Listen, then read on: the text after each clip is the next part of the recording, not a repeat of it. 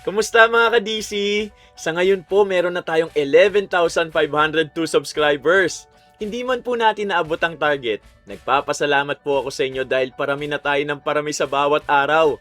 Dahil sa inyo, lalo po akong ginaganaang maghandog. Sa mga silent listeners natin, paramdam naman po kayo. Kahit pusuan nyo lang po ako sa comment section.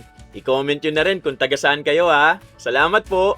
Muli, narito po ang inyong lingkod na si Kuya Louie para handugan kayo ng magagandang kwentong kulam at barang na may kasamang aral sa buhay. Sa mga nagpapa-shoutout po, nasa dulo po ng video.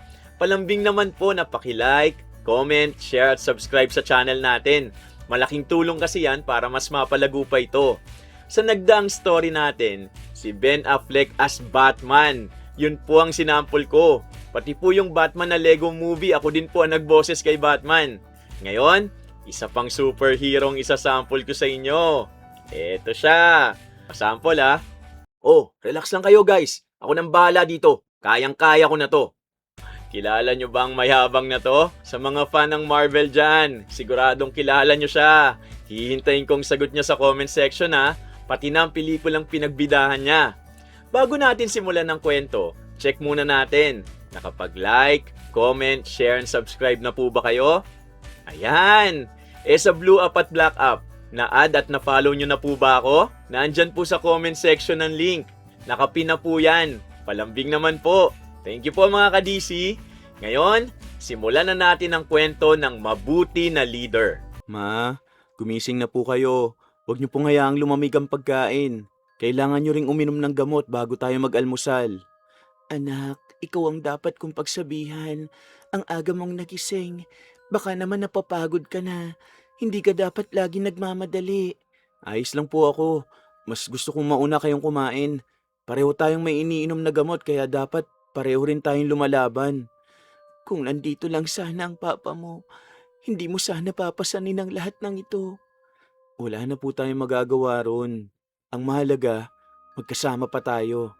Hanggat kaya ko, hindi ko po kayo pababayaan. Maagang nagsimula ang araw sa maliit nilang bahay. Maingat niyang inilabas ang mga gamot nilang mag-ina at inilapag ang tig-isang baso ng tubig. Pareho silang may cancer at pareho ring sumasailalim sa gamutan. Ngunit minsan, hindi niya ipinakita sa kanyang ina ang takot na nararamdaman niya. Mas pinipili niyang ngumiti upang hindi ito panghinaan ng loob. Kuya, may pera ka ba? May lakad kasi ako. Kailangan ko ng panggastos. Umagang-umaga, lakad na naman. Kailan ka ba maghahanap ng trabaho, Billy? Sandali lang naman. Babalik din ako mamaya. Billy, tulungan mo naman ang kuya mo. Nakikita mo namang siya lang ang kumakayod sa atin eh. Alam ko ma, aalis lang talaga ako. Kailangan lang talaga eh. Humugot si Dexter ng ilang nakatiklop na perang nasa kanyang pitaka. Hindi kalakihan ng halaga, ngunit iniabot pa rin niya yon sa kapatid. Oh, ito lang ang kaya ko ah. Pero sana Billy, isipin mo na rin ang kinabukasan mo. Hindi habang buhay nandito ko para sumalo sa lahat. Sige na kuya, babalik ako agad. Huwag lang basta bumalik. Sana dumating din ang araw na uuwi kang may magandang balita. Anak, masyado kang mabait sa kapatid mo. Kaya ganyan ang ugali niyan eh. Pagkaalis ni Billy, napailing na lamang si Aling Fe. Alam niyang paulit-ulit na lang ang nangyayari. Subalit hindi kailanman nagsawang pagsabihan ni Dexter ang kanyang kapatid na si Billy. Hindi niya ito sinusukuan kahit madalas siyang binibigo nito. Pagkatapos maglinis ng bahay at masigurong nakainom na ng gamot ang kanyang ina, naghanda na rin si Dexter sa pagpasok sa trabaho. Isa siyang empleyado sa umaga at tuwing hapon naman, dumidiretso siya sa simbahan bilang leader ng choir. Nakakapagod ang araw-araw niyang routine, ngunit hindi yun naging dahilan upang pabayaan niya ang alinman sa kanyang mga responsibilidad. Kuya Dexter, sakto ang dating mo ah. Kanina pa kami naghihintay. Excited na kasi ang mga bagong miyembro. Pasensya na kung medyo nahuli ako ah. Kumusta? Handa na ba kayong lahat? Oo naman, ikaw na lang ang kulang. Sabi ko nga sa kanila, huwag kabahan. Mabait naman ang leader natin. Pagpasok ni Dexter sa loob ng simbahan, agad niyang binati ang bawat miyembro ng choir. Wala siyang paborito at wala rin siyang pinaparamdam na siya ang mas mataas sa iba. Isa-isang kinumusta niya ang mga bagong sumali at sinigurong komportable ang mga ito sa grupo. Nagsimula ang ensayo sa masayang usapan at tawanan. Kapag may nagkakamali sa tono, hindi niya ito pinapahiya. Sa halip, inuulit niya ang bahagi ng kanta hanggang sa makuha ng lahat ang tamang himig. Dahil dito, hindi lamang siya iginagalang bilang leader, kundi minamahal din bilang isang tunay na kuya ng buong choir. O sige, ulitin natin mula sa second verse ha.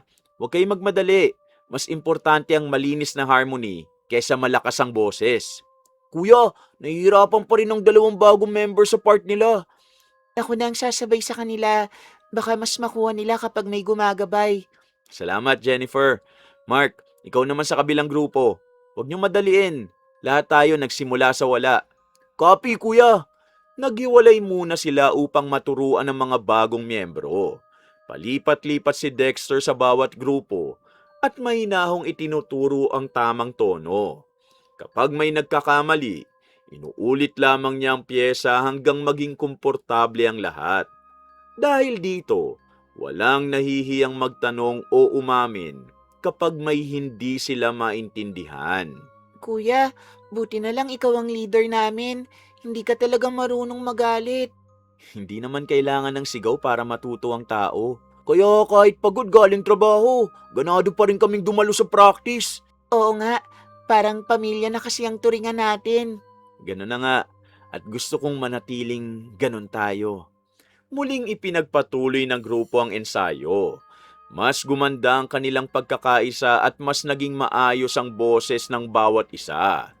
Makikita sa mukha ni Dexter ang tuwa sa bawat pagbuti ng kanyang mga kasamahan. Para sa kanya, tagumpay na rin niya ang pag-unlad ng bawat miyembro ng choir. Kuya, tapos na rin tayo sa wakas. Ay, gutom na ako. O sakto, tara. Magmerienda muna tayo bago umuwi. Naku kuya, wag na. Baka ikaw na naman libre. Sus, minsan lang naman kaya wag na kayong tumanggi. Paglabas nila ng simbahan, napansin ni Dexter ang isang matandang lalaki na nakaupo sa gilid ng bangketa.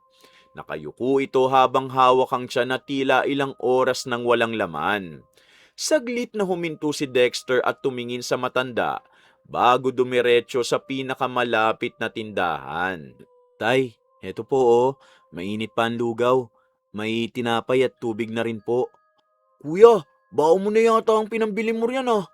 Oo nga, hindi ka na naman nag-isip para sa sarili mo. Ano ba kayo? Mas kailangan niya to kaysa sa akin. Maraming salamat, iho. Hindi ko alam kung kailan pa ulit ako makakakain. Ngumiti si Dexter bago sila muling naglakad. Hindi na niya hinintay ang paulit-ulit na pasasalamat ng matanda. Para sa kanya, sapat nang makita itong kumakain ng may ngiti sa labi. Kuya, di ka ba nagsasawang tumulong? Oo nga, lagi kang may inaabot kahit alam naman naming hindi ka rin naman mayaman. Kung may kakayahan ako magbigay kahit konti, bakit ko ipagdadamot? Pero may sakit ka rin, kuya. Sus, hindi adlang ang sakit para gumawa ng mabuti. Nagpatuloy sila sa paglalakad hanggang makarating sa isang maliit na bakery. Doon muling huminto si Dexter at bumili ng tig-iisang tinapay at inumin para kina Mark at Jennifer. Nang tanungin siya ng tindera kung ano ang para sa kanya, ngumiti lamang siya at nagsabing busog pa siya. Kahit ang totoo, wala na siyang balak bumili para sa sarili. Kuya, sigurado ka bang hindi ka kakain? Oo, nagmamadali lang talaga akong umuwi. Hindi mo kami manloloko. Alam naming tinipid mo ang sarili mo. Sa susunod kami naman lilibre sa'yo, kuya. Pangako yan. O sige, hintayin ko yan ha. Habang naglalakad pa uwi, biglang sumakit ang tiyan ni Dexter. Napahinto siya at napahawak sa isang poste. Saglit siyang napapikit hanggang sa bahagyang humupa ang kirot. Hindi niya ipinaalam kina Mark at Jennifer ang tunay niyang nararamdaman. Muli siyang ngumiti at ipinagpatuloy ang paglalakad na parang walang nangyari. Dala ang paniniwalang hanggat may lakas pa siyang maibibigay, patuloy siyang gagawa ng kabutihan para sa kapwa. Kinabukasan, mas maagang pumasok si Dexter sa trabaho dahil marami silang kailangang tapusin. Kahit nakakaramdam pa rin siya ng pananakit ng katawan mula sa chemotherapy, hindi siya nagpahalata sa mga kasamahan. Pagsapit ng hapon, dumiretso na naman siya sa simbahan para sa nakatakdang choir practice. Kuya Dexter, may gusto sana akong sabihin bago tayo magsimula. Kanina kasi, tinawagan ako ng parish office. May nakausap silang negosyante na gustong suportahan ng mga outreach ng choir natin. Hindi pa naman daw sigurado pero interesado siyang marinig ang mga plano natin. Sayang naman kung palalagpasin natin ang pagkakataong yun. Talaga? Naku, magandang balita yan, Mark. Pero ayokong manghingi lang ng tulong nang wala tayong malinaw na direksyon. Kailangan alam natin kung sinong gusto nating tulungan at ano mismo ang kailangan nila. Kapag maayos ang plano natin, mas madaling magtitiwala ang mga gustong sumuporta. Yun din ang sabi sa akin eh. Kaya naisip kong ikaw na ang manguna sa proposal. Ikaw ang mas marunong gumawa ng plano kaysa sa amin eh. Hindi lang ako ang gagawa niyan. Gusto ko lahat tayo may ambag. Kapag pinaghirapan natin ang sama-sama, mas magiging maganda ang kalalabasan. Kaya gusto kitang kasama sa mga ganitong gawain, kuya eh. Hindi mo ipinaparamdam na ikaw lang ang may alam. Natapos ang maikling pag-uusap nang dumating si Jennifer na may dalang maliit na folder. Agad siyang lumapit sa dalawa at inilapag yun sa mesa. Sa loob nito, may mga papel na naglalaman ng listahan ng mga institusyong maaari nilang tulungan sa mga susunod na buwan. Pasensya na kung nahuli ako. Dumaan pa kasi ako sa munisipyo. Humingi ako ng listahan ng mga pwedeng puntahan ng outreach. Pinayuhan din nila akong unahin ng mga lugar na kulang ang mga donor. Ayos to, hindi na tayo mangangapa. Tignan natin isa-isa kung alin na mas kaya nating simulan. May children's home, may home for the elderly, saka may ilang ospital na tumatanggap ng volunteers. Hindi ko muna nilagyan ng priority. Kayo na ang bahalang magdesisyon, kuya. Parang gusto ko yung ospital. Pakiramdam ko mas marami tayong matutulungan dun eh. Pag-uusapan natin yan ng mabuti. Hindi dapat padalos-dalos ang desisyon. Kapag may napili na tayo, paninindigan natin hanggang matapos. Sang-ayon ako, mas mabuti ng isang project pero maayos, kesa marami nga pero hindi naman natatapos. Maingat na binuklat ni Dexter ang mga papel habang nagsusulat sa kanyang maliit na notebook. Isa-isa niyang inilista ang mga kakailanganin sa bawat posibleng proyekto. Hindi niya iniisip kung gaano kahirap ang paghahanda. Ang mahalaga sa kanya, maging kapaki-pakinabang ang bawat sentimong malilikom ng choir. Kuya, paano kung kulangin pa rin ang pondo? Hindi naman kalakihan ang naitatabi natin. Kung kulang ang pera, hahanap tayo ng paraan. Pwede tayong magsagawa ng benefit concert o kaya lumapit tayo sa mga negosyanteng handang tumulong. Ang mahalaga, huwag tayong panghinaan ng loob bago pa man magsimula. May kakilalang tita ko na may butika. Subukan kong kausapin. Baka kahit konting gamot lang ang maibigay nila, malaking tulong na rin yun. Salamat, Jennifer. Hindi natin alam kung saan manggagaling ang biyaya. Kaya lahat ng pagkakataon, susubukan natin. Oo nga, kapag natuloy ito, siguradong matutuwa ang buong choir. Mas matutuwa ako kung may mga taong uuwi na may pag-asang dala dahil sa maliit na nagawa natin. Lumipas pa ang halos 1 oras sa pagbuo nila ng plano. Bago sila umuwi, nagdasal silang tatlo na sana maging matagumpay ang kanilang susunod na project. Paglabas ni Dexter ng simbahan, dumiretso siya sa butika upang bumili ng gamot ng kanyang ina bago tuluyang umuwi. Kuya, ako na nagsaing. Sabi ni mama baka gabihin ka na naman kaya inunahan ko na. Talaga? Ayos yan, salamat. Huwag ka magulat. Naisipan ko lang tumulong kahit papano. Kahit maliit na hakbang, malaking bagay na yon. Sana tuloy-tuloy na yan, Billy ah. Hindi ako nangangako, kuya, pero susubukan ko. Narinig ko kayong dalawa. Sana dumating ang araw na Wala na akong ipag-aalala sa inyong magkapatid. Darating din tayo ron, ma. Unti-unti lang. Alam kong magbabago rin itong si Billy. Tahimik silang nagsalo sa hapunan. Habang pinagmamasdan ni Dexter ang kanyang ina at kapatid, hindi niya maiwasang umasa na ang mga planong binuo nila para sa choir matagumpay at maging simula ng mas marami pang matutulungan. Siya nga pala, ma, sa susunod po na linggo baka mas mapadalas ang uwi ko ng gabi. Marami pa kaming aasikasuhin sa choir eh.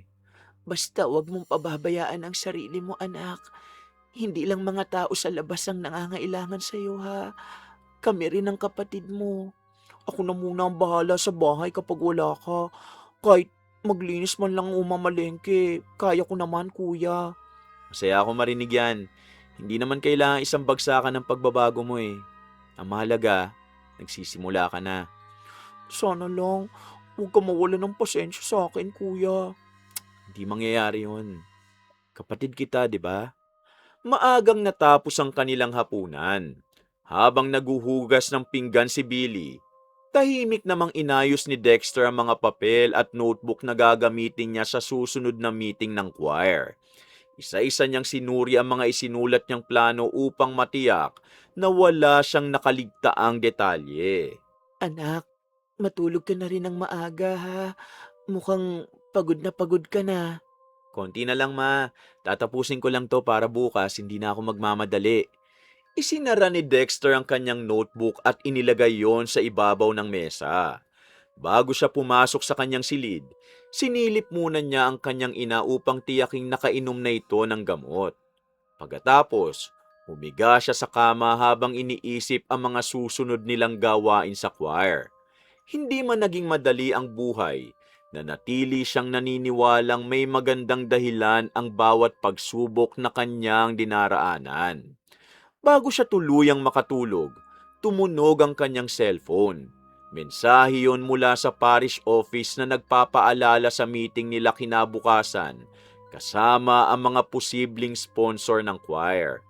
Napangiti siya habang ibinababa ang telepono. Sana lang maging maayos ang lahat. Kinabukasan, matapos ang trabaho ni Dexter, agad siyang nagtungo sa parish office para sa nakatakdang meeting. Naroon na sina Mark at Jennifer, pati ang ilang miyembro ng parish council na tutulong sa pagpaplano ng susunod na outreach ng choir. Kuya, buti dumating ka na. Kanina pa hinihintay ng parish secretary ang proposal natin. Mukhang interesado talaga silang ituloy ang project. Ayos. Sana magustuhan nilang plano natin.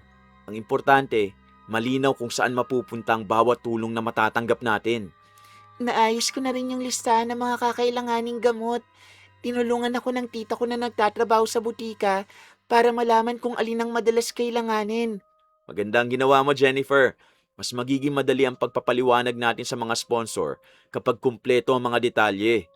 Kinabahan nga ako kagabi. Baka sabihin nila masyadong mataas tayong mangarap. Walang masama ang mataas mangarap kumpara naman sa kapakanan ng iba. Matapos ang halos isang oras na pag-uusap, inaprubahan ng parish office ang kanilang plano. Nangako rin itong tutulungan silang makipag-ugnayan sa ilang negosyante at organisasyong maaaring maging sponsor ng proyekto. Kuya, isang hakbang na lang talaga. Oo nga, hindi ko akalain ganito kabilis ang naging usad. Hindi pa tayo pwedeng magpakampante, ha? Ngayon pa lang magsisimula ang totoong trabaho natin. Ano nga pala ang una nating aasikasuhin, kuya? Hahatiin natin ang mga gagawin para walang mabigatan. Mas mabilis matatapos kapag sama-sama tayong kikilos. Maikling nagtipo ng tatlo sa labas ng opisina upang isa-isahin ang mga responsibilidad. Si Mark ang naatasang makipag-ugnayan sa mga sponsor. Si Jennifer naman ang maghahanda ng listahan ng mga kakailanganin. Habang si Dexter ang mangangasiwa sa kabuuang proyekto at makikipag-coordinate sa ospital na kanilang balak puntahan. Kuya, may naisip akong ospital. Doon nagtatrabaho ang tiyahin ko bilang nurse. Baka matulungan niya tayong makausap ang administration. Magandang pagkakataon yan. Tanungin mo muna kung anong proseso. Ayokong dumiretso tayo roon ng walang pahintulot. Kapag pumayag sila, mas mapapadali ang lahat. Tatawagan ko agad mamayang gabi, kuya. O sige, sabihan mo ko kapag may sagot na sila ha. Habang naglalakad pa uwi, tumunog ang cellphone ni Mark. Pagkababa niya ng tawag, napangiti siya at agad niyang nilingon si Dexter.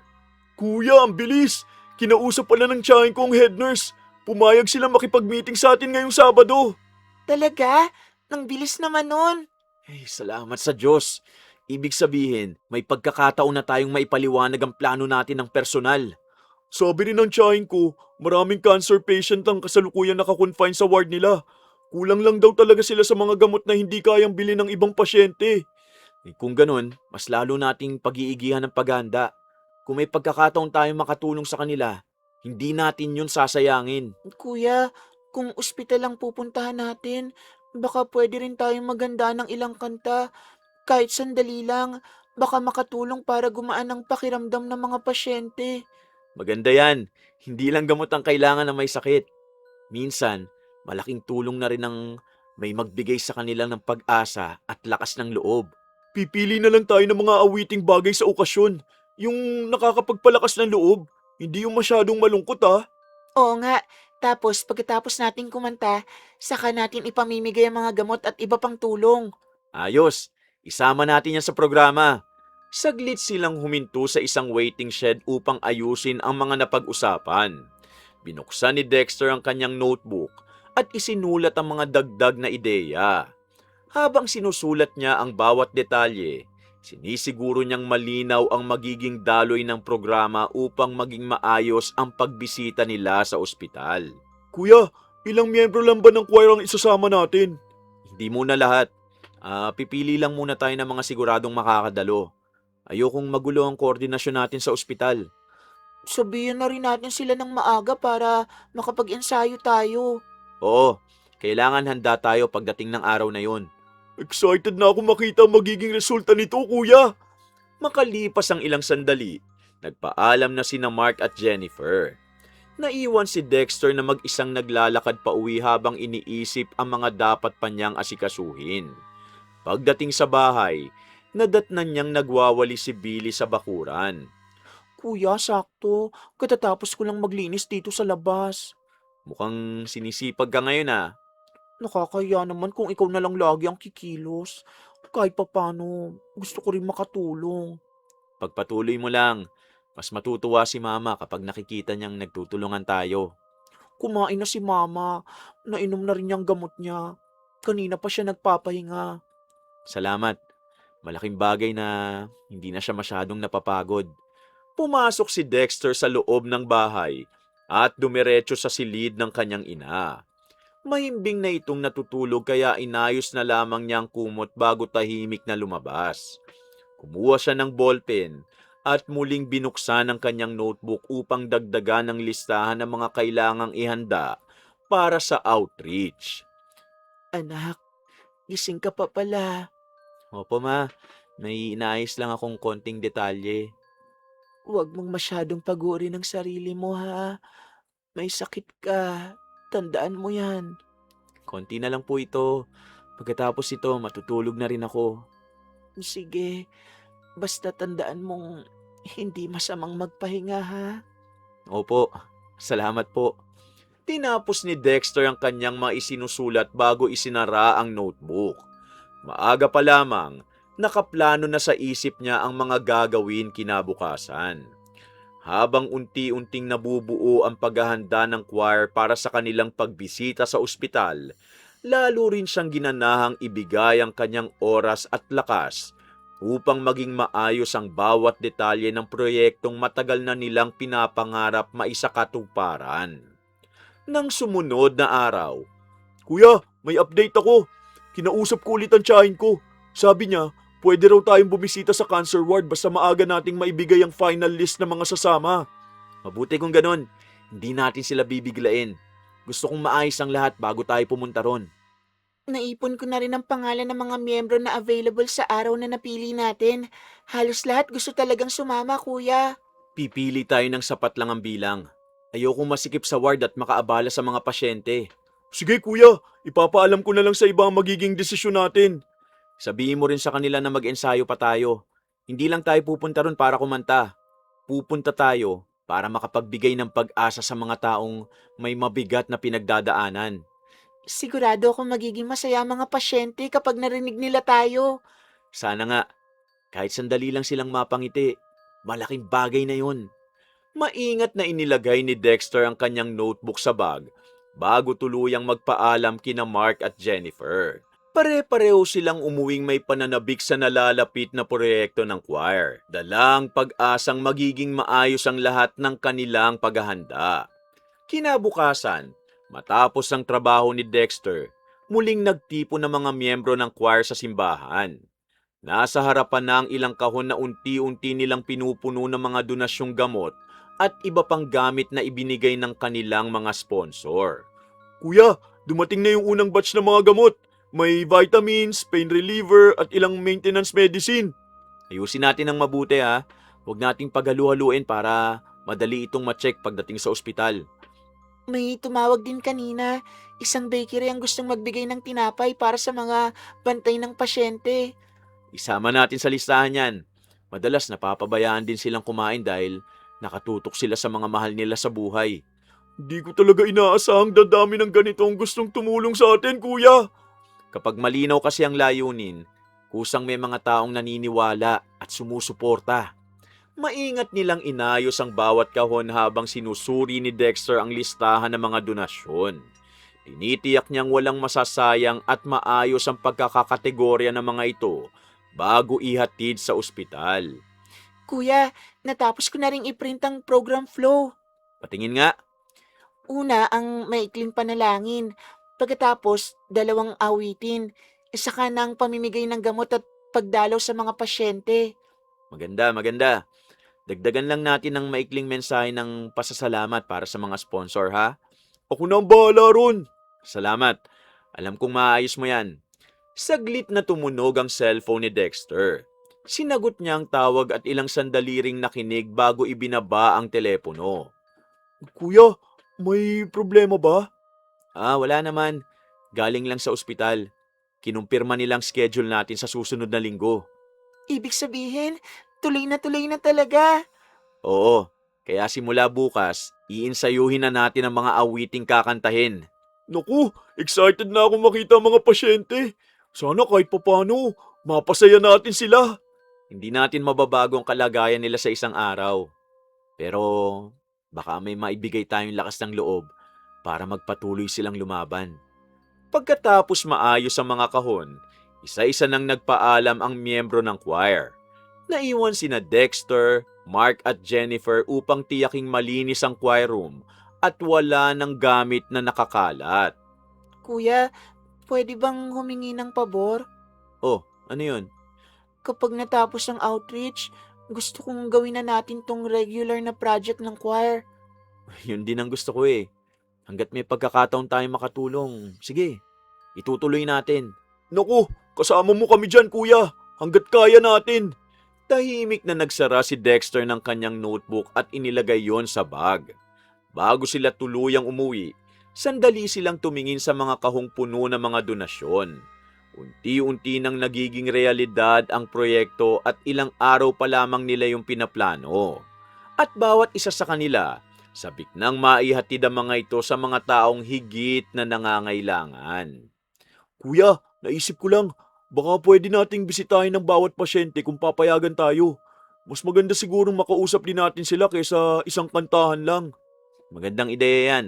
Pero, syempre igagalang pa rin natin ang patakaran ng ospital. Kung sino lang ang pahihintulutang puntahan, dun lang tayo. Ayokong may maabala tayong nagpapahinga eh. May naisip din ako, baka pwede tayong maganda ng maliliit na message card para sa kanila. O sige, gawin natin yan. Minsan kasi, mas tumatatak ang simpleng mensahe kaysa sa mahabang salita. Ako na ang bibili ng mga kartulina at pentel pen. Huwag kang gagastos ng mag-isa ha. Hahatiin natin ang mga kailangan para walang mabigatan. Isinulat ang mga bagong napagkasunduan. Mas naging malinaw sa kanya ang kabuuang programa habang dumarami ang mga ideyang ibinibigay ng kanyang mga kasama. Hindi siya nahihiyang tanggapin ang mga suwestyon ng iba dahil para sa kanya, mas gumaganda ang isang proyekto kapag sama-samang pinag-iisipan. Kuya, gusto ko rin sanang kausapin ng head nurse pagdating natin. Baka may mga pasyenteng mas nangangailangan ng gamot kesa sa iba. Tama, sila ang mas nakakaalam ng sitwasyon ng bawat pasyente. Susundin natin ang magiging payo nila. Mas kampante ako kapag ikaw ang kausap nila. Magaling ka magpaliwanag eh. Hindi naman kailangan magaling magsalita. Ang mahalaga, malinaw ang intensyon natin. At alam nilang taus-puso ang pagpunta natin. Unti-unti nang dumilim ang paligid kaya nagsimula na rin silang magligpit ng mga gamit. Bago isara ang choir room, muli nilang sinuri ang mga kahon ng gamot at ang mga dokumentong kakailanganin sa araw ng kanilang pagbisita sa ospital upang matiyak na wala silang nakaligtaan. Kuya, mauna na kami ni Jennifer ha. Mag-iingat ka sa pag-uwi.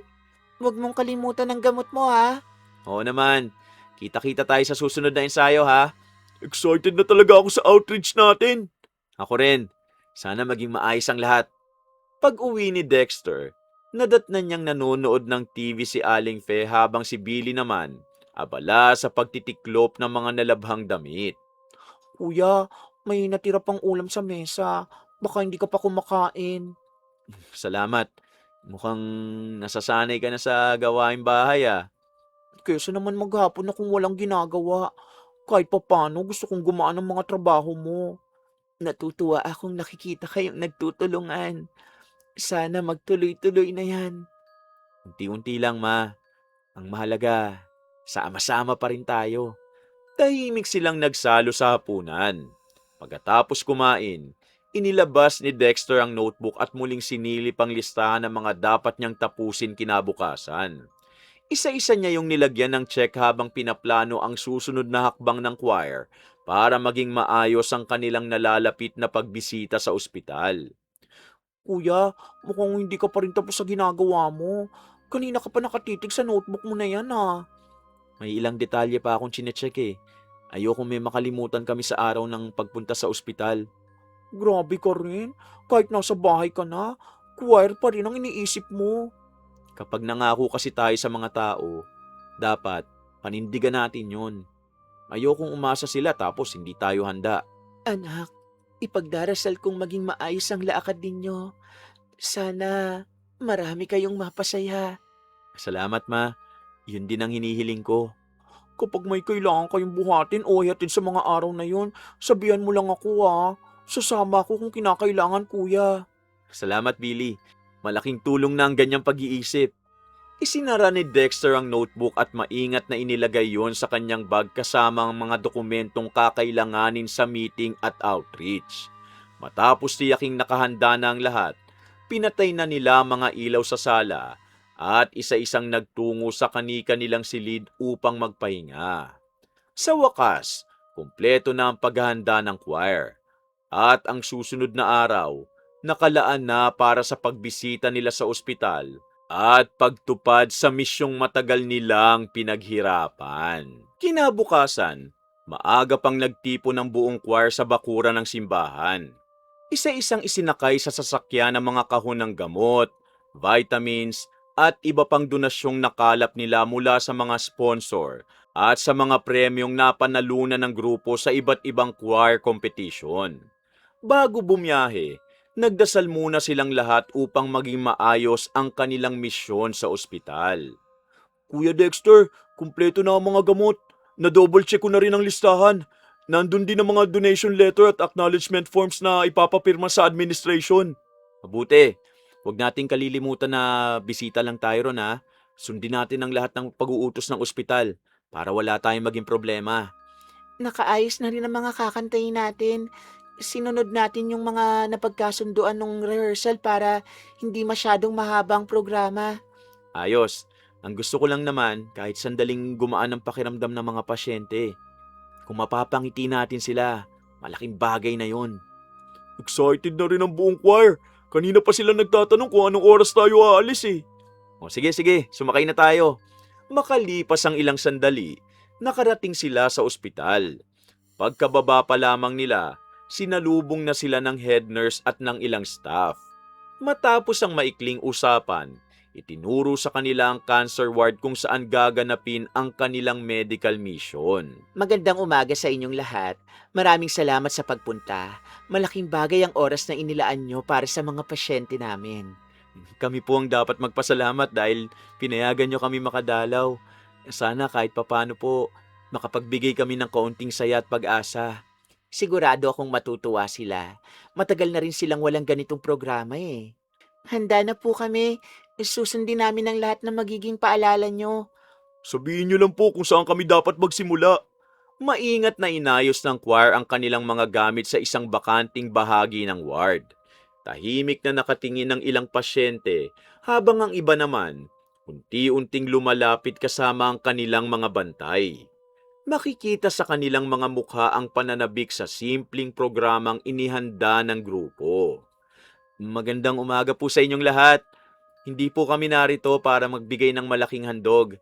Nandito po kami para samahan kayo kahit sandali at ipaalalang hindi kayo nag-iisang lumalaban. Oo nga po, maraming taong sumuporta sa proyektong ito dahil gusto rin nilang iparating na may mga taong nagdarasal para sa inyong paggaling.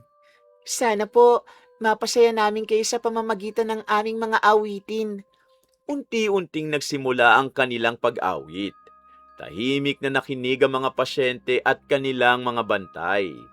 Ang ilan napangiti, habang ang iba napapikit na tila pansamantalang nakalimot sa sakit na kanilang nararamdaman. Pagkatapos ng ilang awitin, nagpalakpakan ng buong ward bilang pasasalamat sa choir. Maraming salamat. Matagal na naming hindi nakitang ngumiti ng ganyan ang ilan sa mga pasyente. Kung ganun po, sulit na ang pagpunta namin dito. Kuya, handa na ang mga gamot. Nakahanda na rin ang listahan ng mga pasyenteng bibigyan natin. O sige, simulan na natin. Isa-isahin natin sila para walang maiwan. Dito muna tayo. Nakaayos na ang listahan ng mga pasyenteng bibigyan ninyo. Huwag kayong mag-alala, sasamahan ko kayo sa bawat kwarto. Kung may kailangan kayong itanong, sabihin nyo lang. Sige po, maraming salamat. Kayo na lang po ang susundan namin. Kuya, ako na magdadala nitong isang kahon. Ako naman ang bahala sa listahan para wala tayong makaligtaan. O sige, dahan-dahan lang tayo ha. Bigyan natin ng oras ang bawat pasyente. Maingat silang nag-umpisang umikot sa bawat kama. Isa-isang iniabot ang mga gamot at kinumusta ang kalagayan ng mga pasyente. Hindi nagmamadali si Dexter. Kapag may gustong magkwento, tahimik niya itong pinakikinggan bago lumipat sa susunod na higaan. Ikaw ba ang leader ng choir? Opo, kasama ko po ang mga kaibigan ko. Nagpunta kami rito para makadalaw at makapag-abot ng konting tulong. Nakakatuwa kayo. Matagal na akong nandito. Ngayon lang ulit ako nakarinig ng kantahan sa ward. Ganun po ba? Sana po kahit saglit. Napagaan namin ang pakiramdam nyo. Malaking bagay nang may dumadalaw sa amin. Minsan kasi, pakiramdam namin, nakakalimutan na kami ng mga tao. Hindi po kayo nakakalimutan. Marami pong nagdarasal para sa inyo. Lumipat sila sa kabilang kama kung saan naroon ang isang babaeng pasyente na kapansin-pansing mahina ng katawan. Mahigpit nitong hawak ang kamay ng kanyang anak habang tahimik na nakikinig sa usapan ng choir. Anak, ikaw ba may sakit din?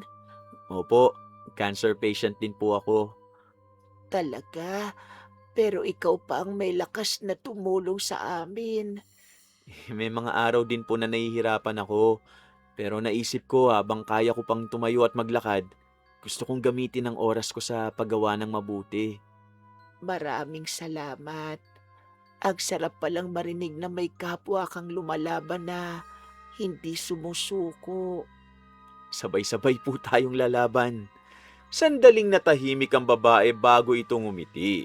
Napansin niyo ng anak niyang kanina pa halos umiiyak sa tabi ng kama. Kuya, salamat po ah. Matagal ko nang hindi nakikitang ngumingiti si mamay. Alagaan mo lang siya. Magandang gamot din ang may taong laging nasa tabi nila. Kuya, marami pa naghihintay sa kabilang dulo. O sige, puntahan natin silang lahat. Nagpatuloy sila sa pamamahagi ng mga gamot at pakikipag-usap sa mga pasyente. Habang lumilipas ang oras, unti-unting napuno ng tawanan ng ilang bahagi ng ward. Kahit ang mga bantay ng pasyente, napapangiti rin habang pinagmamasdan ang simpleng programang inihanda ng choir. Kuya, ubos na halos ang unang kahon. Oo nga kuya, pero sakto lang. Mukhang sapat ang mga naipon nating gamot. Salamat sa lahat ng tumulong sa proyektong ito. Kung wala ang mga sponsor at mga pagsisikap ng buong choir, hindi natin ito maisasagawa. Mr. Dexter, gusto ko lang kayong pasalamatan. Hindi lang gamot ang naiwan nyo rito. Marami kayong naibalik na pag-asa sa mga pasyente namin ngayong araw. Masaya po kaming marinig yon. Sana po magkaroon ulit kami ng pagkakataong makabalik. Malugod namin kayong tatanggapin anumang oras. Matapos maipamahagi ang lahat ng gamot, nagtipon muna ang choir sa labas ng ward bago magligpit ng kanilang mga gamit. Pagod man ang lahat, makikita sa kanilang mga mukha ang kasiyahang dulot ng matagumpay na medical mission. Bago sila tuluyang umalis ng ospital, muli nilang pinasalamatan ng mga staff at tahimik na naghanda sa kanilang pag-uwi hanggang sa sabay-sabay na silang lumabas ng ospital. Magaan ang pakiramdam ng lahat habang naglalakad patungo sa sakayan. Kuya, sulit ang pagod natin ngayon. Ang daming natuwa sa pagpunta natin. Oo, kita naman sa mga ngiti nila eh. Sana kahit sandali, nakalimutan nila ang bigat ng pinagdaraanan nila. Hindi ko makakalimutan yung alin na niyakap ako bago tayo umalis. Paulit-ulit siyang nagpapasalamat. Oo nga pati yung matandang lalaki na gusto pang makinig ng isa pang kanta. Kung hindi lang tayo inabot ng oras, kakanta pa sana ulit tayo eh. Bale, babalik pa tayo, sigurado yan. Hindi pa ito ang huli. Kapag nakalikom ulit tayo ng pondo, gusto kong dito ulit tayo bubisita. O sige, pag-uusapan natin yan sa susunod na meeting. Habang naglalakad pa uwi ang grupo, napadaan sila sa isang makitid na kalsada. Mula sa di kalayuan, narinig nilang sigawan ng dalawang grupo ng kabataan. Maya-maya lang, nagbatuhan na ng bote at kahoy ang magkabilang panig. Ang ilang taong naglalakad, nagtakbuhan upang makaiwas sa gulo. Kuya, doon na lang tayo sa kabila. Baka madamay pa tayo. Oo nga, mukhang seryoso ang away nila. Natatakot na ako. Sandali lang, Kuya, wag na. Hindi natin sila kilala. Baka mapahama ka pa. may mga tao pang hindi makaalis oh, tignan nyo. May matatanda at may batang naiipit sa gilid. Saglit na tumingin sina Mark at Jennifer sa direksyong itinuro ni Dexter. May ilang taong ang hindi makatawid dahil sa gulo. Habang patuloy ang batuhan, walang makalapit upang tulungan ang mga tao. Kuya, hintayin na lang natin ang mga tanod. Oo nga kuya, darating din siguro sila. Kapag hinintay pa natin, baka may maunang masaktan. Mabilis na lumapit si Dexter sa gitna ng dalawang grupo. Itinaas niya ang dalawang kamay bilang hudyat na tumigil na mga ito. Mga iho, tama na! Wala kayong mapapala kung magpapatayan lang kayo rito. Ang dami niyong nadadamay na walang kinalaman sa away niyo, oh. Lumayo ka rito! Hindi ka namin kilala! Hindi ko kailangan kilalanin kayo para awatin kayo. Tignan niyo ang paligid, oh. May mga inosenteng natatakot na dahil sa ginagawa niyo. Hindi na namin problema yon. Huwag kang makialam! Magiging problema niyo yan kapag may nadamay na walang kasalanan. Unti-unting humupa ang sigawan. Ang ilan sa mga kabataan nagsimulang umatras habang ang iba ibinababa ang hawak nilang bote at kahoy. Akala ni na Mark at Jennifer tuluyan ng matatapos ang gulo. Ngunit sa kabilang dulo ng kalsada, may isang lalaking bagong dating na mabilis na tumakbo papalapit. Mahigpit ang hawak nito sa isang mahabang patalim. Pagdating nito, nakita niyang kausap ni Dexter ang isa sa mga grupo ng kabataan. Hindi na niya alam ang totoong nangyayari at agad niyang inakalang kakampito ng mga kalaban. Walang sabi-sabing sumugod ang lalaki habang nakataas ang patalim at mabilis na tinumbok si Dexter. Kuya, sa likod mo! Kuya Dexter, mag-iingat ka! Ikaw, hindi ka makakatakas! Jennifer, tabi! Kuya! Sa isang iglap, Mabilis na hinawakan ni Dexter ang balikat ni Jennifer at malakas niya itong naitulak palayo sa direksyon ng paparating na lalaki. Nawala ng balanse si Jennifer at napaupo sa gilid ng kalsada. Kasabay noon, dumiretso ang malakas na unday ng saksak sa tiyan ni Dexter. Napahinto ang buong paligid. Dahil sa haba ng patalim, tumagos ang talim hanggang sa kanyang likod. Napabitaw ang lalaki sa sandata bago ito mabilis na tumakbo palayo nang makita ang mga taong nagsisigawan at nagsisimulang magsilabasan mula sa mga tindahan. Kuya! Kuya Dexter! Tumawag kayo ng ambulansya! Bilisan nyo! Pakiusap! Jennifer, ayos ka lang ba? Kuya! Ako dapat na magtatanong sa'yo niyan. Ikaw ang duguan. Buti, hindi ka tinamaan. Huwag ka magsalita! Darating na ambulansya! Konting tiis na lang, kuya! May dugo! Ang daming dugo! Huwag kang umiyak. Tulungan niyo kami! Unti-unting nanghina si Dexter habang patuloy na umaagos ang dugo mula sa kanyang sugat. Nang dumating ang mga rumesponding medic, agad nila siyang inihiga sa stretcher at isinakay sa ambulansya. Sumama sina Mark at Jennifer habang ang ibang miyembro ng choir naiwan sa lugar upang magbigay ng pahayag sa mga otoridad. Bilisan natin! Mahina na ang pulso! Kuya, nandito lang kami! Huwag kang bibitaw! Malapit na tayo sa ospital. Konting tiis pa, kuya. Makikiusap po! Kailangan namin siya lagyan ng oxygen!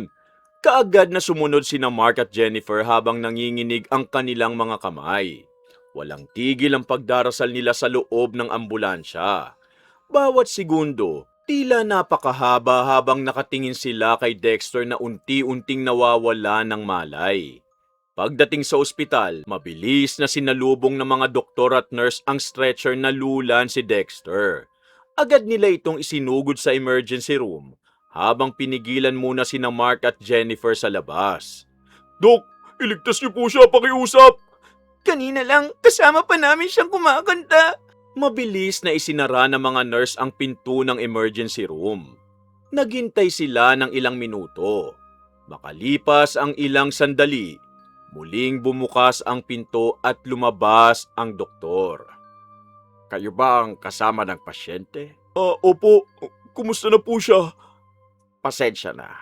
Wala na kaming nagawa. Dead on arrival na siya. Masyado nang malala ang tinamong sugat. Tumagos ang patalim hanggang likod at tinamaan ng atay, bituka at iba pang bahagi ng tiyan. Marami rin ang nawalang dugo sa kanya bago pa siya makarating dito. Parang gumuho ang mundo ni na Mark at Jennifer sa narinig nila. Hindi makapaniwala ang dalawa na ilang oras pa lamang ang nakalipas.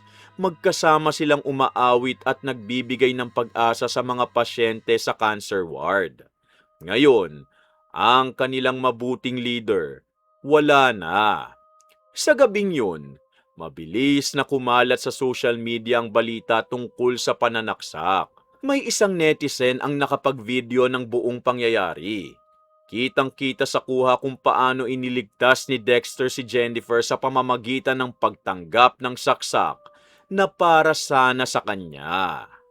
Lumipas ang ilang araw, dumating ang araw ng burol ni Dexter. Mula umaga hanggang gabi, walang tigil ang pagdating ng mga taong nais makiramay sa kanyang pamilya.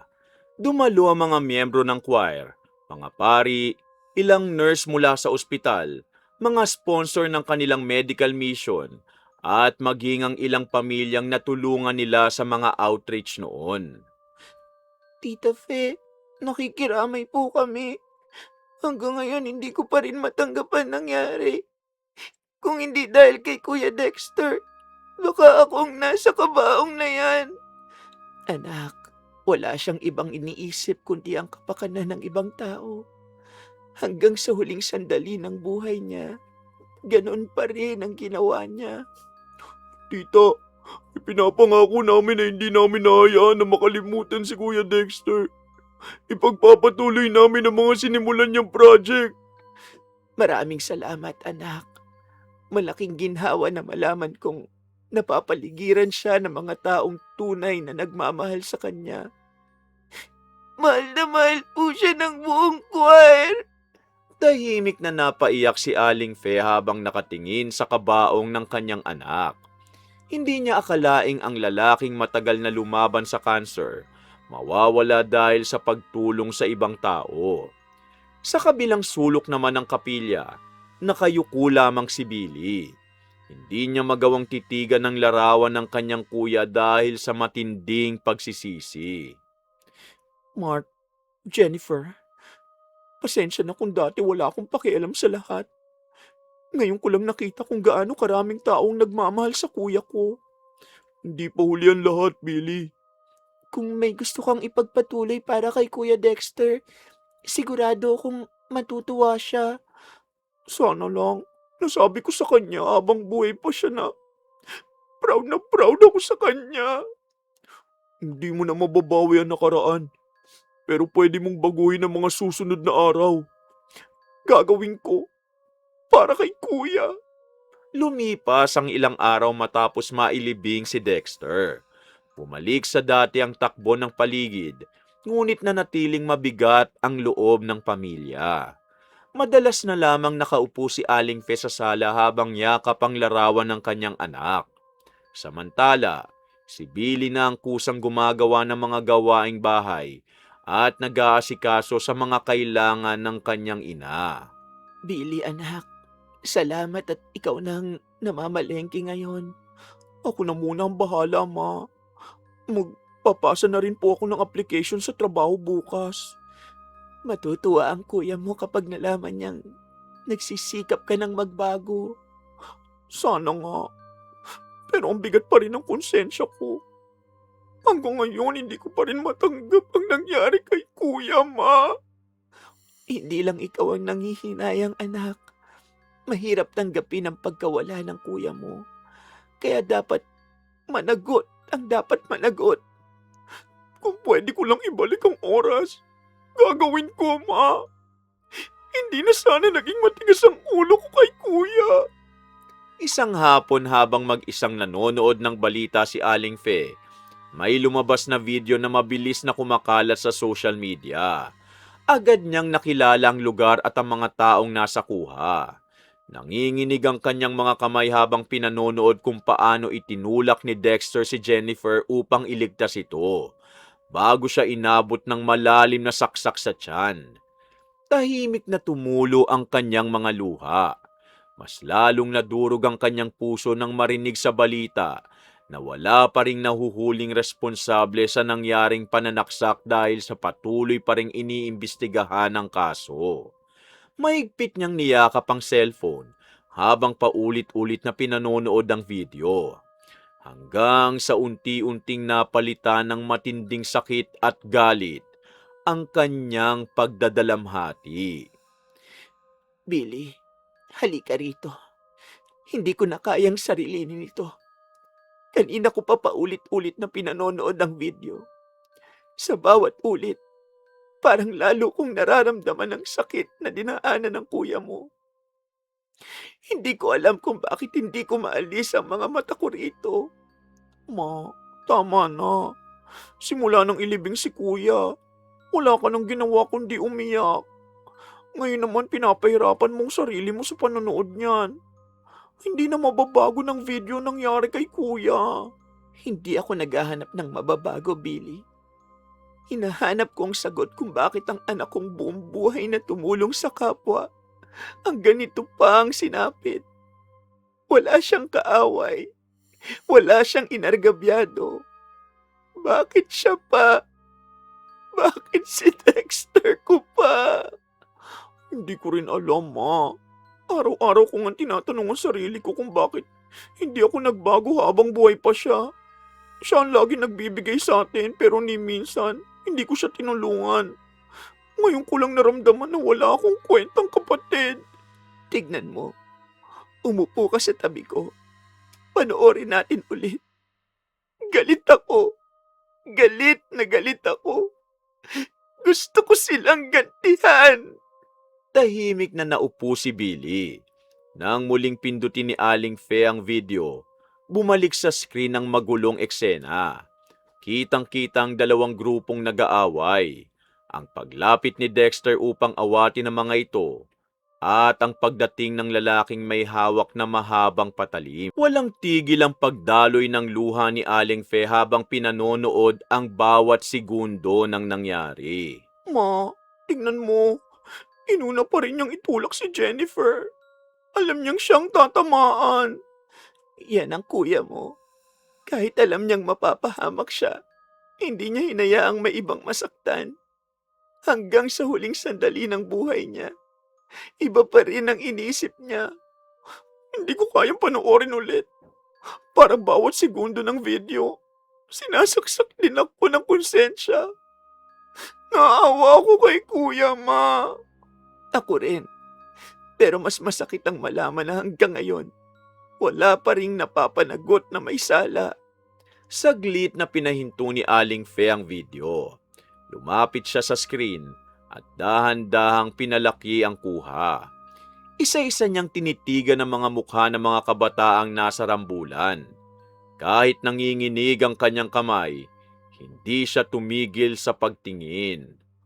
Ano bang hinahanap mo, ma? Ang mga mukha nila. Ayokong makalimutan ng kahit isa sa kanila. May mga pulis namang naghahanap sa sumaksak kay kuya. Hanggang kailan? Ilang araw na ang lumipas. Ang naririnig ko lang, iniimbestigahan pa, hinahanap pa, tinitingnan pa. Samantalang ang anak ko, nasa sementeryo na. Hindi ako titigil hanggat hindi sila mananagot. Ma, Sabihin mo nga sa akin, Billy, kung si kuya mo ang nabubuhay pa at ibang taong biktima, sa tingin mo ba, pababayaan niyang walang mangyaring hustisya? hindi. Kilala ko si kuya. Gagawin niyang lahat para tumulong. Pero ngayon, sinong tutulong sa kanya? Tahimik na napayuko si Billy. Wala siyang maisagot. Pakiramdam niya, napakaliit ng kanyang nagawa bilang kapatid kumpara sa kabutihang iniwan ni Dexter. Ma, pangako, magtatrabaho na ako. Aalagaan kita. Itutuloy ko ang mga responsibilidad ni kuya hanggat kaya ko. Hindi ko man maibalik ang buhay niya. Gusto kong bumawi sa lahat ng pagkukulang ko. Natutuwa akong naririnig ko yan. Pero may isang bagay na hindi mo kayang gawin. Ano yun? Hindi mo maibabalik ang hustisyang ipinagkait sa kuya mo. Muling binuksan ni Aling Fe ang video at pinanood hanggang sa huling segundo. Nang matapos ito, mahigpit niyang hinawakan ng cellphone at tumingin sa larawan ni Dexter na nakapatong sa mesa. Hindi na lamang lungkot ang nasa kanyang mga mata. Unti-unti na itong napapalitan ng matinding pagnanais na mapanagot ang lahat ng taong sangkot sa pagkamatay ng kanyang anak. Kinabukasan, maaga pa lamang, nagising na si Aling Fe. Tahimik siyang naghanda ng almusal para sa kanila ni Billy. Halos hindi siya nagsalita habang kumakain. Napansin niyo ni Billy ngunit hindi na muna siya nagtanong. Nang matapos silang kumain, dahan-dahang tumayo si Aling Fe at kinuha ang kanyang bag. Ma, may lakad ka ba? Hindi mo naman sinabi sa akin kahapon. May pupuntahan lang ako. Huwag ka nang mag-alala. Samahan na kita, baka mapagod ka sa biyahe at sumama ang pakiramdam mo. Hindi na. Kaya ko pa. Dito ka na lang sa bahay at hintahin mo ko. Sigurado ka ha? Hindi maganda ang pakiramdam mo nitong mga nakaraang araw. Mas magiging panatag ako kung alam kong nasa bahay ka lang. Sige ma, mag-iingat ka. Lumabas si Aling Fe ng bahay. Ilang beses niyang hinigpitan ang hawak sa kanyang bag habang naglalakad patungo sa terminal. Nasa loob noon ang cellphone na naglalaman ng video ng pananaksa kay Dexter. Hindi siya nagdalawang isip sa pupuntahan niya. Matagal niya nang pinag-isipan ang gagawin. At ngayong wala pa ring malinaw na nangyayari sa kaso ng kanyang anak, buo na ang kanyang pasya. Makalipas ang halos 1 oras na biyahe, huminto siya sa tapat ng isang lumang bahay na napapalibutan ng matataas na puno. Huminga siya ng malalim bago dahan-dahang kumatok sa kahoy na pinto. Tumuloy ka! Ikaw po ba si Aling Susan? Ako nga. Ano ang maitutulong ko sa iyo? May anak akong pinatay. Hanggang ngayon po, wala pa ring napaparusahan sa mga gumawa nun. Paupo ka muna. Ikwento mo sa akin ng maayos. Hindi ko na po kailangan pahabain. Gusto ko lang makamit ang hustisyang hindi maibigay sa amin. Alam mo ba ang hinihingi mo? Opo. Maingat na inilabas ni Aling Fe ang kanyang cellphone at binuksan ang viral video. Iniabot niya yon kay Aling Susan nang hindi umiimik. Tahimik namang pinanood ng matanda ang buong pangyayari mula umpisa hanggang dulo. Ito ba ang anak mo? Opo. Siya ang lalaking sumalo ng saksak para mailigtas ang kasama niya.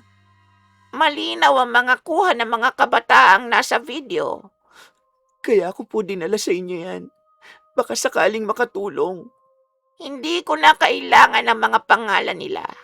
Sapat na ang mga mukha nila para malaman kung sino ang dapat tamaan. Ibig sabihin, kaya ninyo? Kaya. Pero bago ka magpasya, gusto kong maintindihan mo ang kapalit. Handa na akong tanggapin ang anumang kapalit. Huwag mong sabihin ang salitang yan kung hindi mo pa nararanasan ang bigat ng magiging bunga nito. Tahimik na yumuko si Aling Fe. Hindi siya nagsalita.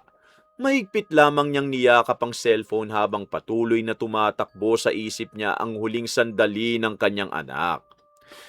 Wala na akong ibang hinihiling kundi ang mapanagot ang mga taong dahilan ng pagkamatay ng anak ko. Kung naging mabilis lang po ang batas, hindi sana ako hahantong sa ganitong klaseng desisyon. Marami na akong narinig na ganyang salita. Lahat sila galit. Lahat sila sugatan. Pero hindi lahat handang pasanin ang magiging kapalit kapag natupad na ang gusto nila. Hindi ko na iniisip ang sarili ko. Matagal na rin akong may sakit. Ang iniisip ko lang, ang anak kong namatay nang walang kalaban-laban. Hindi inosenteng tao ang tatamaan ng ipapagawa mo. Ang tatamaan, ang mga nasa video. Kapag nagsimula na ako, hindi ko na pwedeng pigilan ang mangyayari. Yan ang gusto ko. Ang mga taong nasa video ang gusto kong managot. Pag-isipan mo pa rin. Baka bukas magbago ang isip mo. Matagal ko na itong pinag-isipan. Araw-araw kong pinapanood ang videong yan. Araw-araw ko ring inihintay na may kumatok sa bahay at sabihing nahuli na ang pumatay sa anak ko. Pero wala. Walang nangyari. Tumayo si Aling Susan at lumapit sa isang lumang kabinet. Kumuha siya ng maliit na mangkok, kandila, at ilang halamang nakatali ng pulang sinulid. Hindi muna niya ginamit ang mga yon. Inilapag lamang niya sa mesa at muling hinarap si Aling Fe. Kapag nagsimula tayo, huwag mo nang hanapin kung paano ko ito gagawin. May mga bagay na mas mabuting hindi mo na malaman. Hindi na mahalaga sa akin ang paraan. Ang mahalaga, makamit ng anak ko ang hustisyang hindi niya nakuha. Pero tandaan mo na hindi ito hustisyang ibinibigay ng batas. Alam ko, pero pakiramdam ko, wala nang ibang natitirang paraan. Kaya wala na akong pakialam magkasalaman ako. Makamit lang ng anak ko ang hustisya. Muli niyang iniabot ang cellphone kay Aling Susan. Isa-isa nitong tinignan ang mga mukha ng mga kabataang nasa video. Nang makarating sa lalaking may hawak ng mahabang patalim, sandali itong huminto bago ibinalik ang cellphone. Sapat na ang nakita ko. Hindi ko na kailangang ulitin ang video. Ano po ang kailangan kong gawin? Umuwi ka na. Hayaan mong ako ang gumawa ng dapat gawin.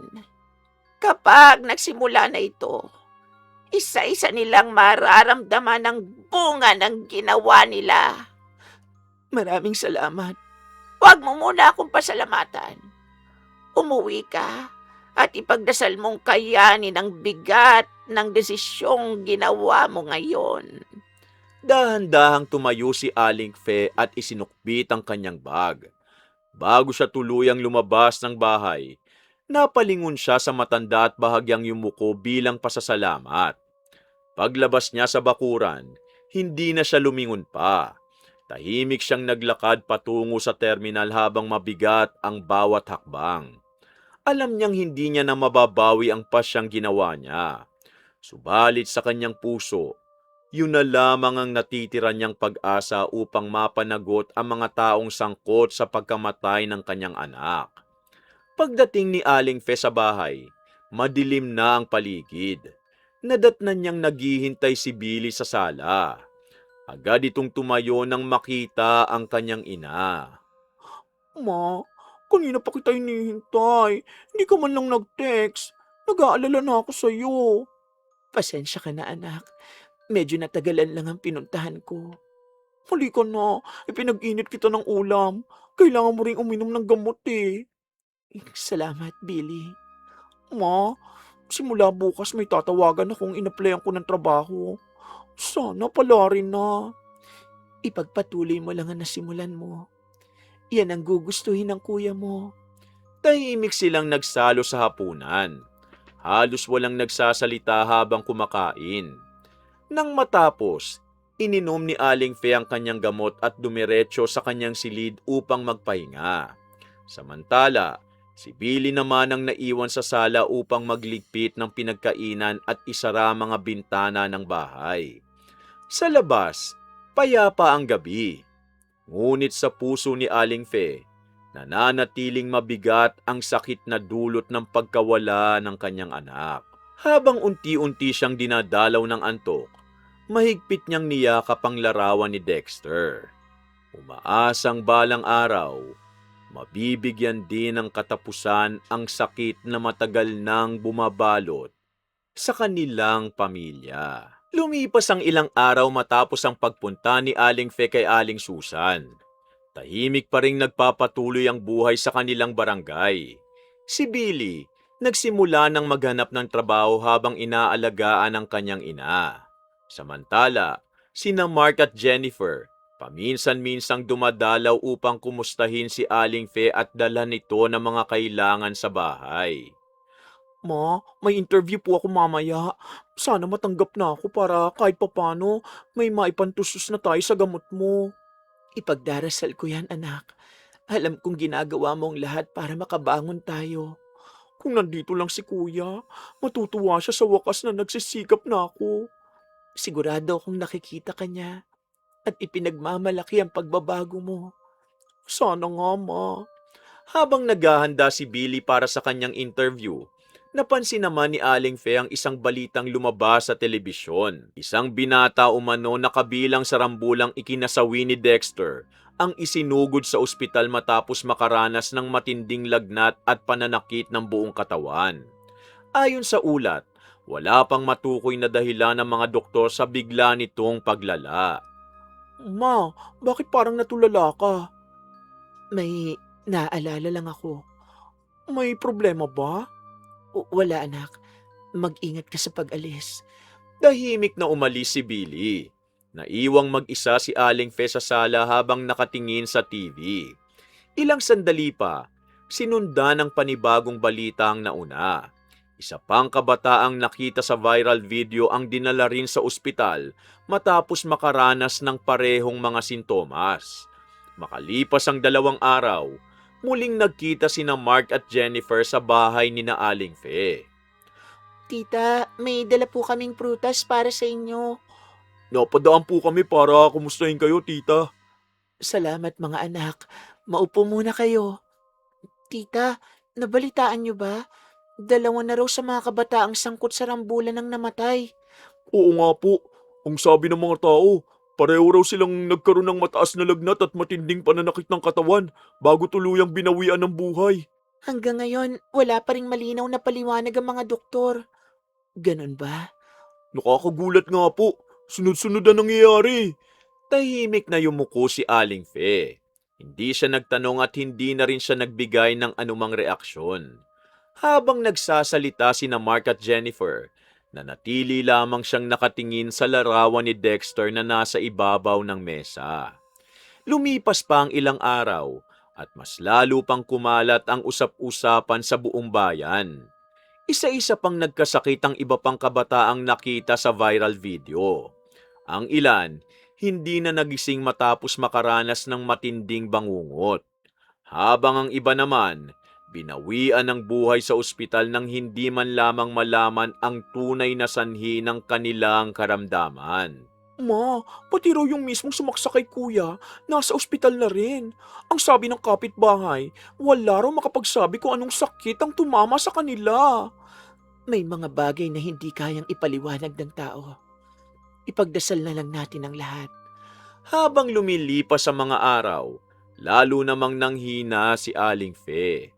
Mas madalas na siyang inihingal at halos wala ng ganang kumain.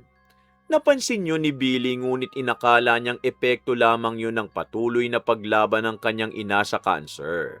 Hindi niya alam na bukod sa kanyang karamdaman, unti-unti na ring dinadala ni Aling Fe ang bigat ng desisyong minsan niyang ginawa para sa anak niyang si Dexter. Nang sumunod na araw, Ma, galing ako sa interview. Oh, kumusta naman anak? Maayos naman po. Sabi nila, tatawagan na lang daw nila ako kapag may resulta. Sana pala rin na talaga ako sa pagkakataong ito. Ilang beses na rin ako nabigo eh. Darating din ang para sa'yo anak. Huwag ka lang susuko, Billy. Hindi na ako katulad nun, ma.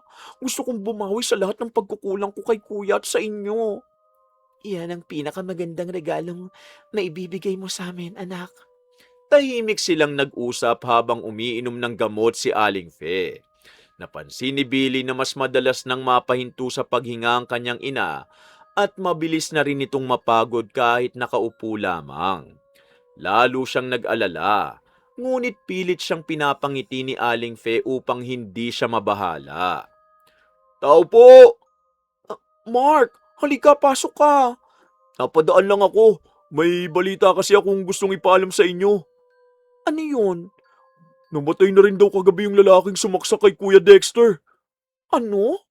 Kagaya ng iba, bigla na lang daw siyang nilagnat at hindi na naisalba sa ospital. Ibig sabihin, wala na sa kanilang natitira? Ayon sa nabalitaan ko, wala na. Marami tuloy ang natatakot kung ano-anong kwento na ang lumalabas. May nagsasabing sumpa raw yun. May iba namang nagsasabing nagkataon lang ang lahat. Basta ang alam ko, wala na makakapagsabi kung bakit sunod-sunod ang nangyari. Oo, hanggang ngayon wala pa rin malinaw na paliwanag eh. Hindi na nagsalita si Aling Fe. Tahimik lamang niyang pinisilang hawak niyang rosaryo habang nakatingin sa larawan ni Dexter. Sa kabila ng balitang narinig niya, wala siyang naramdamang saya. Sa halip, lalo lamang bumigat ang kanyang dibdib. Makalipas ang ilang araw, lalo pang humina ang kanyang katawan. Madalas na siyang nakahiga at halos wala ng ganang kumain. Si Billy na ang nag-aasikaso sa lahat ng kailangan niya, mula sa pagluluto hanggang sa pagpapaalala ng oras ng kanyang mga gamot. Ma, subukan mong kumain kahit konti. Mamaya na lang, anak.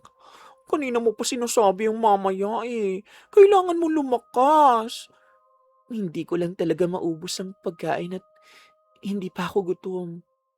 Kapag gusto mo, dadaling kita ulit sa doktor, ma. Kailangan niyo magpalakas. Habang pinagmamasdan ni Billy ang kanyang ina, lalo niyang naalala ang lahat ng sakripisyong ginawa ni Dexter para sa kanilang pamilya. Noon, wala siyang pakialam sa mga responsibilidad sa bahay. Ngunit ngayon, siya na mismo ang gumagawa ng lahat upang mapagaan ang kalagayan ng kanyang ina. Hindi man niya mabawi ang mga panahong nasayang, buong puso niyang pinangakong hindi na niya hahayaang may magdusa pang mag-isa sa loob ng kanilang tahanan. Lumipas ang ilang linggo, lalo pang humina ang katawan ni Aling Fe. Halos hindi na siya makatayo ng mag-isa at madalas na lamang siyang nakahiga sa kanyang silid. Ma, oras na ng gamot. Nilagyan ko na rin ng maligamgam na tubig ang baso mo. Pagkatapos, subukan mong kumain kahit konting lugaw. Salamat anak. Pasensya ka na at ikaw na ang gumagawa ng halos lahat sa bahay. Ay, huwag mo nang isipin yan. Noon kayo ni Kuya nagtitiis para sa akin. Ngayon naman ako ang kikilos. Kahit papano, gusto kong makabawi. Malaking ginhawa sa puso ko na nakikita kitang nagbabago anak. Sana noon ko pa nga ginawa eh. Baka nabawasan man lang ang pagod ni Kuya. Hanggang ngayon, hindi ko pa rin mapatawad ang sarili ko. Hindi na mababago ang nakaraan anak. Ang mahalaga, hindi mo na inuulit ang mga pagkakamali mo. Pangako ma, hindi ko nasasayangin ang pangalawang pagkakataong ibinigay sa akin. Maingat na itinabi ni Billy ang mangkok ng lugaw matapos makakain ng ilang subo ang kanyang ina. Habang inaayos niya ang kumot nito, napansin niyang mas payat na si Aling Fe at mas madalas na rin itong mapahinto sa paghinga. Kahit pilit itong umingiti, halata sa mukha nito ang pagod na dulot ng kanyang sakit. Tao po! Oh, Jennifer, Mark, pasok kayo. Kumusta na po kayo, tita? Humihinga pa naman anak. Salamat at lagi kayong dumadalaw. May dala po kaming prutas saka konting gatas. Pinadala rin po ito ng ilang miyembro ng choir. Ganun ba? Pakisabi na lang sa kanila salamat mula sa akin. Hindi po kayo nakakalimutan ng lahat. Lagi pa rin po kayong ipinagdarasal. Maraming salamat. Malaking tulong talaga ang pagdalaw nyo kay Mama. Natural lang yon. Pamilya na rin ang turing namin sa inyo. Maikling nagkwentuhan ng apat tungkol sa choir at sa mga bagong miyembrong sumali matapos ang pagkamatay ni Dexter. Hindi maiwasang maalala ni na Mark at Jennifer ang mga payo at paraan ng kanilang dating leader sa pagtuturo ng mga kanta. Sa bawat alaala, may lungkot ngunit meron ding pasasalamat dahil naging bahagi siya ng kanilang buhay. Tita, alam niyo po ba? Tuwing may bagong miyembro kaming tinuturuan, naaalala namin si Kuya Dexter. Hanggang ngayon, ginagamit pa rin namin ang paraan niya sa pag-iensayo. Kapag may nahihiyang kumanta, lagi ko naaalala ang sinasabi niya na huwag matakot magkamali dahil doon nagsisimula ang pagkatuto. Masaya akong marinig yan. Ibig sabihin, hindi na sayang ang mga panahong inilaan niya sa choir. Hindi lang pala sa bahay namin siya nag-iwan ng magandang alaala. Marami pong buhay ang nabago ni Kuya. Pagkaalis ni na Mark at Jennifer, muling natahimik ang bahay. Tinulungan ni Billy ang kanyang ina na makahiga ng maayos bago niya pinatay ang ilaw sa silid. Bago siya tuluyang lumabas, narinig niyang marahan siyang tinawag ni Aling Fe. Billy, may gusto kong sabihin sa'yo. Matagal ko na itong kinikimkim at pakiramdam ko, oras na para malaman mo ang totoo. Ano po yun, Ma? Bakit parang ang bigat ng loob mo? Umupo ka muna sa tabi ko. Baka hindi ko na ito masabi sa ibang araw. Huwag naman po kayong magsalita ng ganyan. Gagaling pa kayo. Hindi ko alam kung gaano kahaba ang oras na ibibigay pa sa akin. Kaya gusto kong marinig mo ito mula mismo sa akin. Nakikinig po ako. Ako ang nagpunta kay Aling Susan.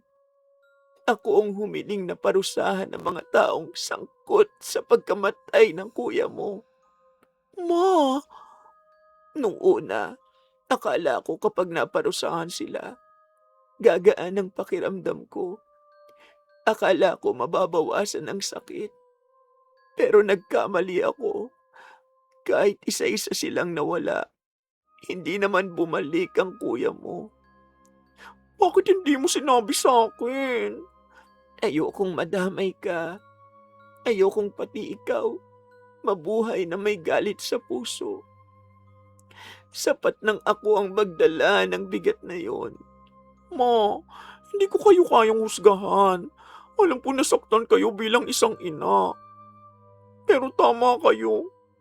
Wala ring naibalik ang paghihiganti. Kaya gusto kong mangako ka sa akin.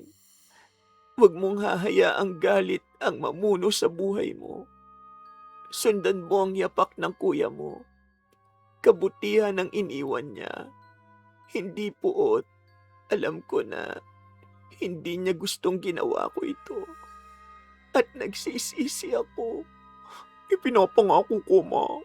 Hindi ko sasayangin ang mga itinuro ni Kuya. Tutuparin ko ang pangakong magiging mabuting tao ako. Yan ang gusto kong marinig, anak. Maingat na hinaplos ni Aling Fe ang pisngi ni Billy. Sa unang pagkakataon, napangiti siya ng payapa. Unti-unti niyang ipinikit ang kanyang mga mata habang mahigpit pa ring hawak ang kamay ng kanyang bunso. Makalipas ang ilang sandali, tuluyan nang tumigil ang kanyang paghinga. Ma! Ma! Huwag naman po! Ma! Huwag niyo akong iwan! Ako na lang mag-isang may iwan, Ma! Mama! Tahimik na napaluha si Billy habang niyayakap ang kanyang ina. Hindi nagtagal, dumating sina Mark at Jennifer matapos silang tawagan ng kapitbahay. Walang nagsalita. Magkakatabi lamang silang nakatayo habang nagbibigay ng huling paggalang kay Aling Fe. Lumipas ang ilang buwan, natanggap si Billy sa isang trabaho at unti-unti niyang naibangon ang sarili. Hindi man kalakihan ang kanyang kinikita, sinikap niyang mamuhay ng marangal, gaya ng matagal nang ipinapayo ni Dexter. Isang linggo matapos ang misa, nagkita silang tatlo sa simbahan. May gusto sana akong sabihin sa inyong dalawa. Matagal ko na itong pinag-iisipan eh. Ano yun? Ayokong doon na lang matapos ang lahat ng pinaghirapan ni Kuya. Gusto kong ituloy natin ang mga charity activity at medical mission na sinimulan niya. Maglalaan ako ng bahagi ng sahod ko para dito. Hindi man ako magiging katulad niya. Gusto ko pa rin subukan. Talaga? Kung ganun, kasama mo kami. Sigurado akong natutuwa ngayon si Kuya Dexter na naririnig niya yan sa'yo. Hindi ko man nasabi sa kanya habang nabubuhay pa siya. Gusto kong ipakita ngayon na natuto ako sa mga itinuro niya. Makalipas ang ilang araw, muling bumisita ang choir sa cancer ward ng ospital. May dala silang mga gamot, pagkain, at mga awiting minsang pinangunahan ni Dexter. Habang umaawit ang grupo, napatingin si Billy sa mga pasyenteng nakangiti at napaluha siya. Noon niya lubos na naunawaan kung bakit hindi nagsawang tumulong ang kanyang kuya kahit siya mismo may mabigat na karamdaman. Hindi man naibalik ng panahon sina Dexter at Aling Fe, nanatili namang buhay ang kabutihang iniwan nila sa puso ng mga taong natutong magbago, magmahal, at maglingkod sa kapwa. Ang paghihiganti, maaaring magparusa sa nagkasala, ngunit hindi nito kayang ibalik ang nawala. Ang kabutihan, kapag taus-puso itong naibahagi sa iba, patuloy na nabubuhay sa mga pusong natutong gumawa rin ng mabuti. Wakas! Isang magandang kwento na naman ang natapos natin mga ka-DC. Sana po may napulot kayong aral dito ha. Huwag niyo pong kalimutang mag-like, comment, share at subscribe para masuportahan niyo ang channel natin. At bilang ganti, para mas exciting, i-comment niyo kung sino yung character ko na paborito niyo sa mga binusesan ko. Eto po sila sa mga anime. Sa mga K-drama at Tagalized films naman, i-search nyo na lang po ang pangalan ko para makapili kayo sa kanila. Lilinawin ko lang mga ka-DC, yung sample na pinaririnig ko sa inyo sa bawat character, yun mismo ang boses na ginamit ko nung pinalabas sila sa Tagalized version sa TV. Huwag nyo rin pong kalimutang i-comment kung ano masasabi nyo sa kwento natin ngayon ha. Pag napili ko ang comment mo, Isa-shoutout kita sa next story natin. Shoutout na ulit tayo! Shoutout kina Maria Oros na first commenter ulit natin, Sugimura Perla Castro na second, at si Meldy na third commenter. Hilda Arugay, happy 86th birthday po sa mother niya na si Yolanda R. Santos from General Trias, Cavite. Cristel Marie Cinco, Demi Chris Mansilla da Cabrera. Opo, meron na po kaming collab ni Bro Blair pero malay natin soon. Cristina Peru, Kimpoy Feliciano, Shaira Jane Camua and family na sina Abby, Precious, Gian, Kiart, Cheska, Chanel, William at sa Lozano family, Aki, Sian at J. Mark ng Baliwag, Bulacan.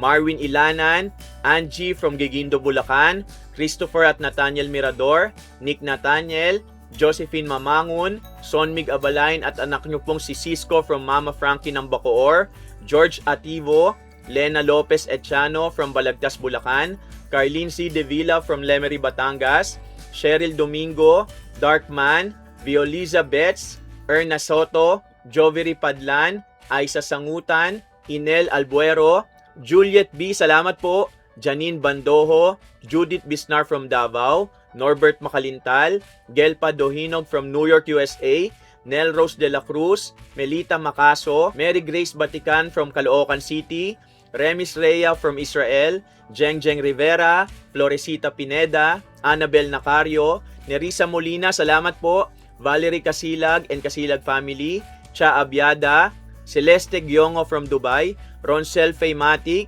Tess Howgate, Knoxville Hingada from Santa Rosa, Laguna, mga katigang buhay of Taiwan, natawa po ako sa comment nyo, Digna Piquerel ng Guyong, Santa Maria, Bulacan, Arlene San Juan, Lene Sarge, Misha Gaviola from Caloocan, Rebecca De Castro from Japan, salamat po sa pag-follow ma'am, Elsie Mungcal Gutierrez from Santa Rita, Giginto, Bulacan, Noraida Pandian, Mestisang Bangus from Japan, Samantha Vera, Marisa Ignacio, Rubina Tan, Jane Nickel Sasil from Jensan City, Mishmish, Norms Ganda from La Union, Amelia Isidro, Ann Camado from Singapore, Christine Joy de la Cruz from Gapan, Nueva Ecija, Fiona Rotero, Jaja Barikel, salamat po, Bluebell, Edsel Camins, Cute Survivor from Japan, si Neth Gregas, Norhana Simon, si Banico Family, Angelita Umalia, Danica Lobaton, Mary Joy Hadjesa, Full View Photography PH, Joanny Jaramillo, Henry Sarmiento from Bagong Barrio, Bulacan, Jonel Espirito from Saudi, Eliana M. Parado, Isabel Masa from Italy at Daniel B. Amor from Singapore. Shoutout kina Mama Lauren Boyles ng California, USA, kina Kuya Liam at Bebe Lay ng Quezon City, kina Bombom, Bebe Jam at Jillian ng Sampaloc, Manila, kay Mamo Lubina at Papa Bong ng Manila, kay Tanod Potpot Mailas, Pagaling ka Tupoks, kay Keisha Chua ng Torrance, California at kay Josh and Lauren Rubio ng Buena Park, California. Pasensya na po sa mga hindi ko po na shoutout. Abangan nyo po sa mga susunod na upload natin. Kumusta po sa lahat ng mga kababayan natin na nasa ibang bansa at sa inyo pong masugid kong tagapakinig saan mang sulok ng Pilipinas. Mag-iingat po kayo palagi ha. O paano? Samahan nyo ulit ang inyong lingkod na si Kuya Louie sa susunod na kwento natin. Maraming salamat po at pagpalain tayong lahat ng puong may kapal. Bye!